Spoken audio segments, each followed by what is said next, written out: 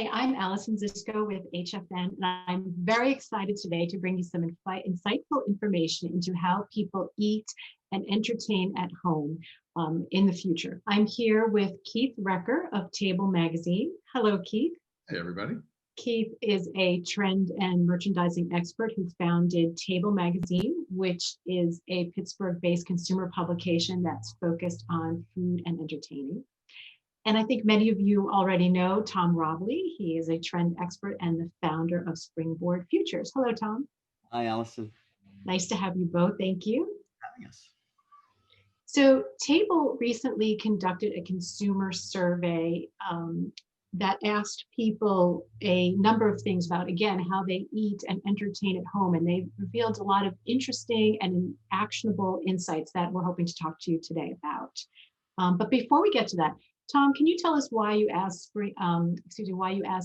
Keith to work on this survey for us? Well, I mean, Springboard's objective, of course, is we're a very consumer-centric company, and whether we're doing trend presentations or consumer trend presentations, we really want to get in touch. We want to stay in touch with where the consumer actually is, and I think that Table Magazine presented an interesting opportunity because they're in the ideal tabletop consumer's lifestyle every day. So I mean, they're for consumers, their readers, their online subscribers are consumers who love tableware, who live a life with tableware every day. They cook a lot, they entertain, so they're kind of the tableware industry's ideal consumer. So it seemed to make sense if we wanted to understand sort of where the consumer is right now in terms of some of those sensibilities, we would work with them. It's definitely true. Our audience is a great combination of foodies and home people, right? And that intersection is really where you see things come to life in the tabletop world. Great. Well, we're interested in learning more, so why don't we go to the findings? Keith, do you want to take us through the survey? Absolutely. What you see here on the first screen is our spring cover, and I think it drives home how rooted in tableware we really are at Table Magazine. It's beautiful. I love that dinnerware. And right, we wanted to start with how people behave in an entertaining context. So I thought it was interesting to note that 67% of our readers invite guests over between 1 and 3 times a month. And we're seeing that both the before and after pandemic statistics. And I think one of the things to put in here, when we overlap Table Magazine stats with what we know from other providers, we know that consumers tend to invite the same 3 or 4 groups of people over again and again and again throughout the year, with, let's say, an average entertaining rate of about 8 to 10 times a year. So it's that one, you sort of have to go into this understanding that to understand why newness is always important to these people and how that can really keep the tableware industry alive and active. And when you look at that statistic, our group is telling us that they go up to 36 times a year. If you're having people over 3 times a month, that's 36 entertaining occasions. And there's, as Tom said, a lot of room for newness. A lot of opportunity for the industry. I don't have that many friends, but if I ever get to that, I'm sure I will do it 36 times. So after the pandemic, people's table size seems to remain pretty consistent. So over half are inviting between 4 and 8 people, and an additional 24% are inviting between 6 and 10 guests.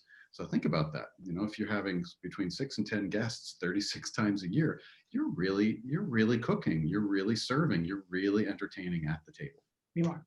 When you look at the first stat, you've got over half of people. So 4 to 8 guests, that's 6, let's say an average of 6, and and plus you and, your partner, if you have one. So that's a lot of people at the table, and it's a lot of wear, it's a lot of opportunity. That's right.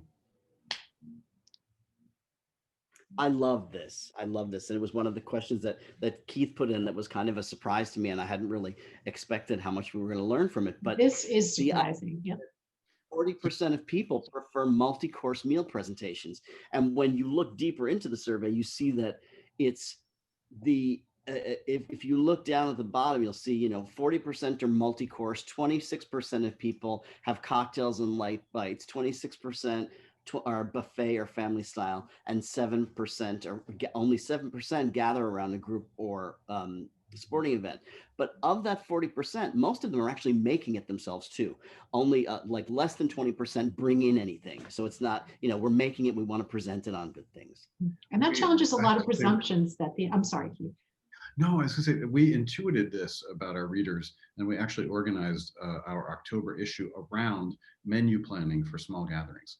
So we had local chefs come and present a start to finish menu with wine pairings, 8 different menus with wine pairings, because we see from our tracking of online content that people really do slot in for every course. It's fascinating to me. This is a lot of work, right? Yeah. You're in the course of modern life, that 40% of people are running from soup to nuts multi-course up to 3 times a month. This is not nothing. No, it's not. And like you said, Allison, that it was very counterintuitive. I think we've all gotten into this mindset of the lazy consumer. Right. Bottom Take line out is, every day. Yeah. right. But for our industry, which this is targeting, and when you give the full survey, you can see the stats. But these are not old people. This That's is right. a young, vibrant, active consumer. And it's great to see that. It takes a lot of pride in presentation because they take a lot of pride in the make. There are a lot of makers out there. Our readers are pretty evenly distributed between 25 and 44, 44 and 55, and 55 and up. So we have a really great cross section. Yeah.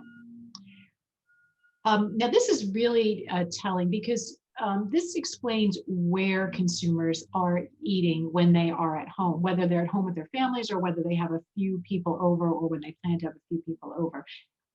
Excuse me, this is not where, this is what they use on the table. So equally interesting is that what tabletop items people are using for when their guests come over.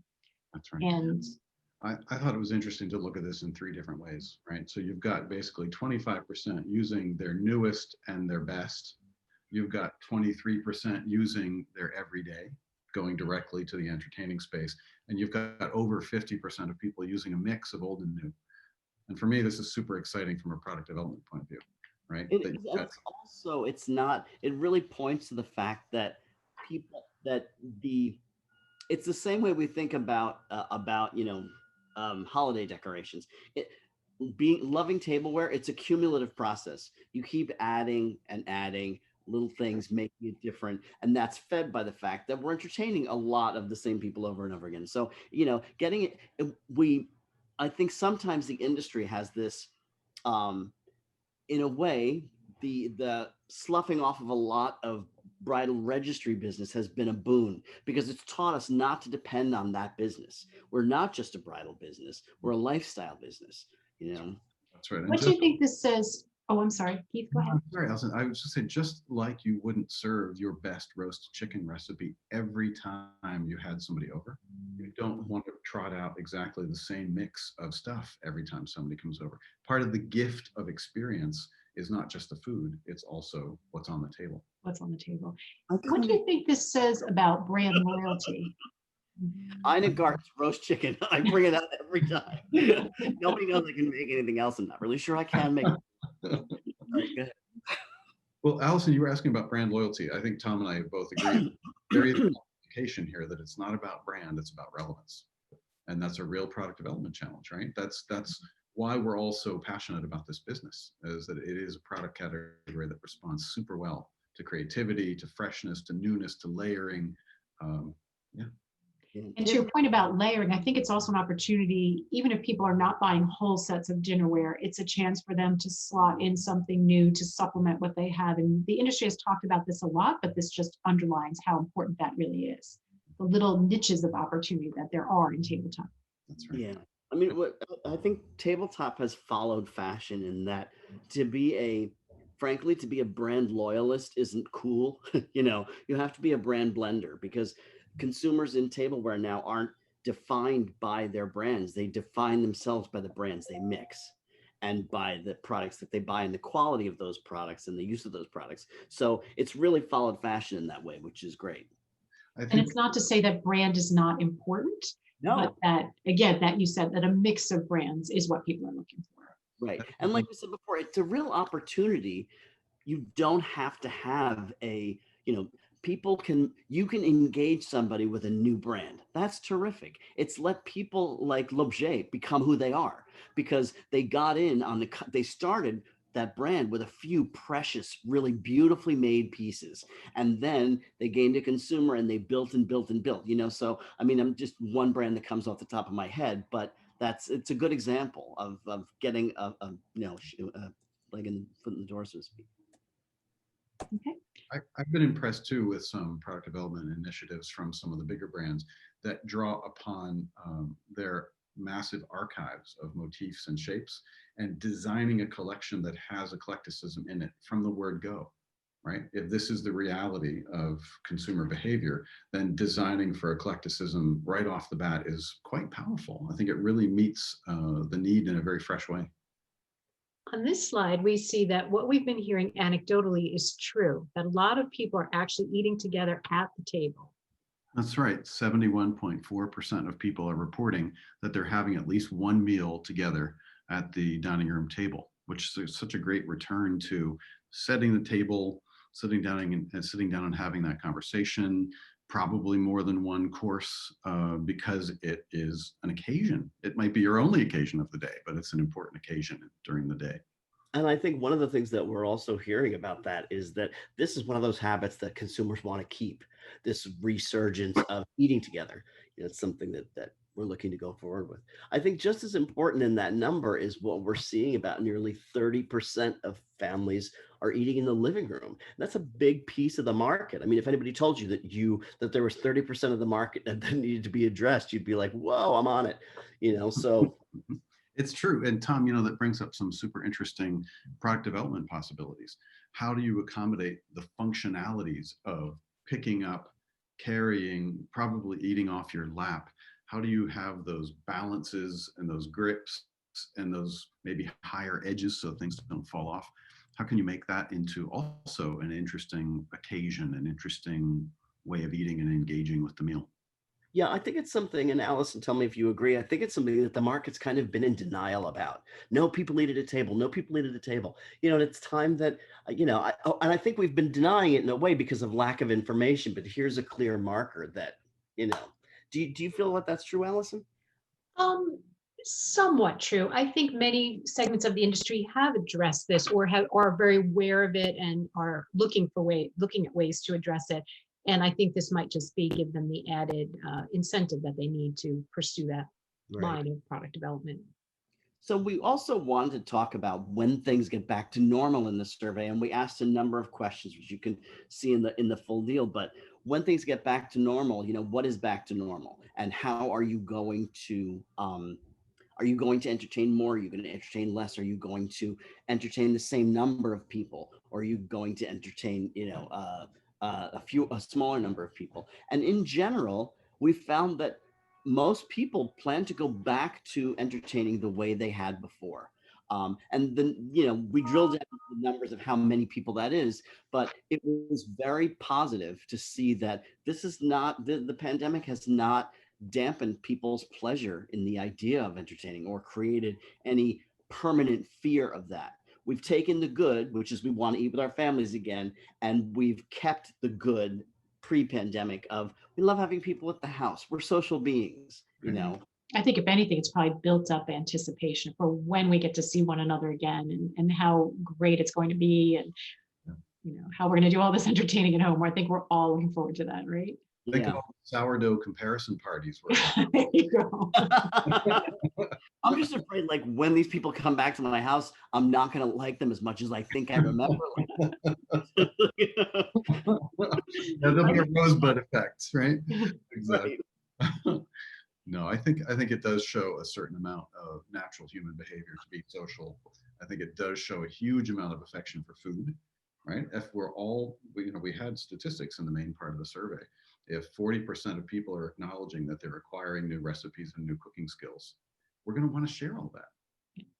I think the other important thing about, and Table Magazine is a great example, but and certainly not the only example, but I think one of the things that we were looking at was the idea of content is still king, but there are a lot of people, a lot of brands, a lot of small companies, and a lot of big companies who can't always generate their own content. Like if you look at maybe some housewares brands like KitchenAid generates great content. Okay, you go onto their site and you don't just see what you can make with KitchenAid products.